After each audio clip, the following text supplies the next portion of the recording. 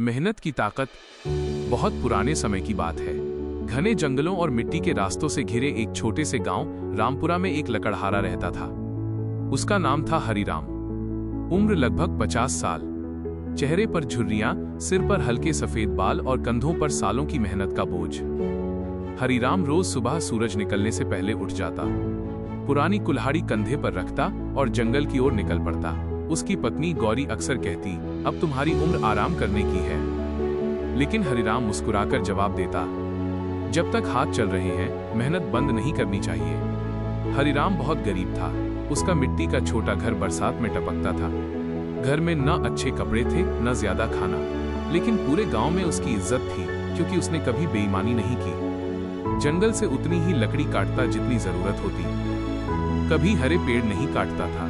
गांव के लोग कहते, हरिराम गरीब जरूर है मगर दिल से अमीर है। एक साल गांव में भयानक सूखा पड़ा। खेत सूख गए, तालाब खाली हो गए, काम मिलना बंद हो गया, लकड़ी की कीमत भी बहुत कम हो गई। अब हरिराम दिन भर जंगल में मेहनत करता, फिर भी मुश्किल से 2 वक्त की रोटी जुटा पाता। एक रात उसकी पत्नी बोली, इतनी मेहनत के बाद भी हमें क्या मिला?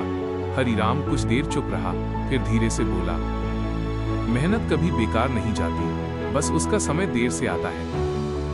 एक दिन हरिराम जंगल में बहुत दूर निकल गया। वहां उसने एक बूढ़े साधु को पेड़ के नीचे घायल हालत में देखा। साधु कई दिनों से भूखा था।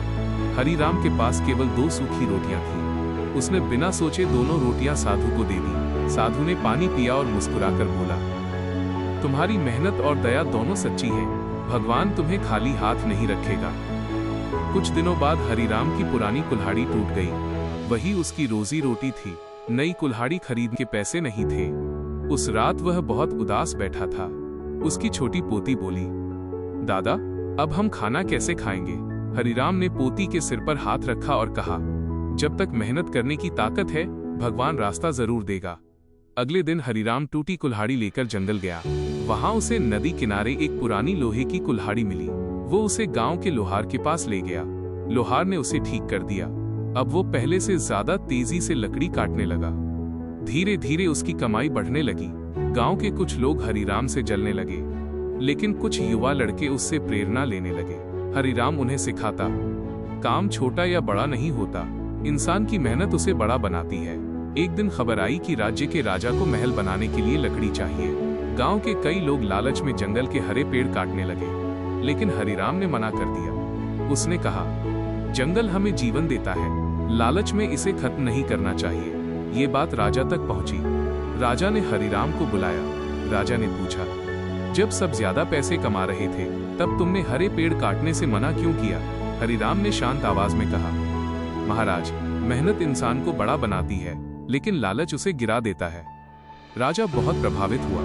उसने हरिराम को जंगल की देखभाल का काम दे दिया। अब हरिराम केवल लकड़हारा नहीं रहा, वो पूरे जंगल का रक्षक बन गया। धीरे धीरे हरिराम की जिंदगी बदलने लगी। उसका घर ठीक हो गया, परिवार खुश रहने लगा, लेकिन उसने मेहनत करना कभी नहीं छोड़ा।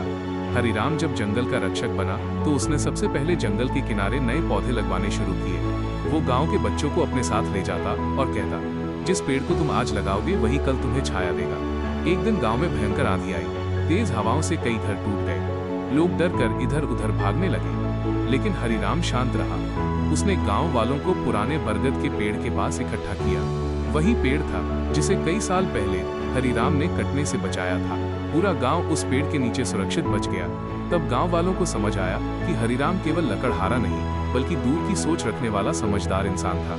कुछ दिनों बाद राजा फिर गांव आया। इस बार उसने देखा कि जंगल पहले से ज्यादा हरा भरा हो चुका था। राजा बहुत खुश हुआ। उसने हरिराम से पूछा, तुमने ये सब कैसे कर दिखाया?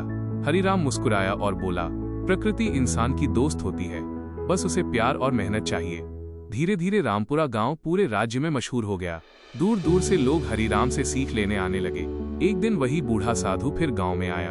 हरिराम तुरंत उसके चरणों में झुक गया। साधु मुस्कुराया और बोला, मैंने कहा था ना, मेहनत और अच्छाई कभी खाली नहीं जाती। शाम को हरिराम अपने घर के बाहर बैठा आसमान देख रहा था। उसकी पोती पास आकर बोली, दादा, क्या मेहनत सच में इंसान की किस्मत बदल देती है?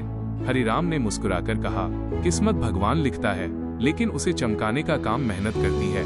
समय बीतता गया। हरिराम बूढ़ा जरूर हो गया था, लेकिन उसके चेहरे की शांति और आत्मविश्वास आज भी वैसा ही था।